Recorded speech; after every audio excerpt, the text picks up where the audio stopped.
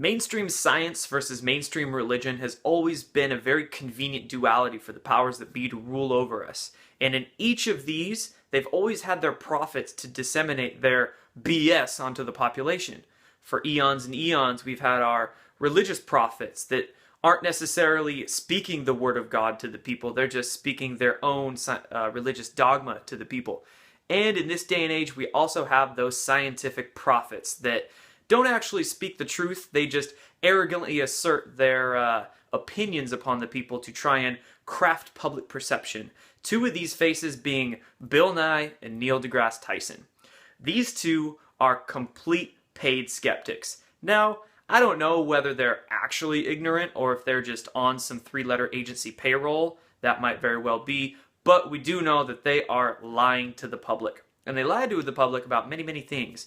But they do this, and they're specifically used by the powers that be to be on the mainstream media or have their own shows or basically spoon-fed to the masses an arrogant type of attitude that dismisses any alternative thought, because this is exactly how they want the population to think.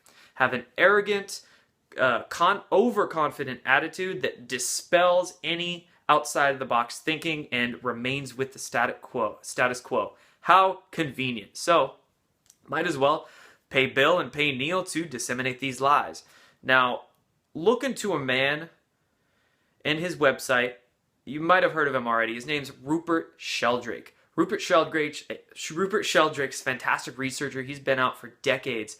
And I remember him, or watching interviews of him with Terence McKenna, on YouTube from back in the 70s. So he's been out for a while. And he's the founder of the morphogenic field concept, discussing how everything within biology is connected. He has a website called Skeptical About Skeptics. And man, it's a great website because it really lays out many scientific researchers, their dogmatic beliefs and the falseness of their beliefs.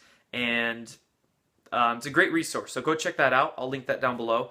But a few of the topics that Neil and Nye completely lied to us about and that are really easy to see through their BS. Two of them being vaccines and GMOs, right? Two of the classic controversial issues with a lot of mainstream propaganda put out there about them both. Bill Nye and Neil deGrasse are both very pro-GMO and very pro-vaccine. In fact, Bill Nye actually switched his stance on GMOs. He used to be pro-labeling and very skeptical about the GMO issue itself, being, a good skeptic, a quality skeptic about it. But now he is simply just another rhetoric pusher with the pro-GMO issue. So two very easy concepts just to see these guys are BSing us. And another issue that I've heard them both BS us about is cold fusion, specifically Bill Nye, actually, because I read an interview with Bill Nye one time, and he said that cold fusion does not exist and it's a complete hoax, which really kind of pisses me off, because that's literally keeping life-changing and paradigm-changing information from the public right there, because cold fusion is a very real concept. It was in many reputable news articles and magazines about it at the time when it was discovered until it went black and got suppressed. And a man named Dr. Eugene Malov, who is a very prominent physicist, was literally beaten to death in his home in 2004 for trying to get the truth out to the public behind the cold fusion concept.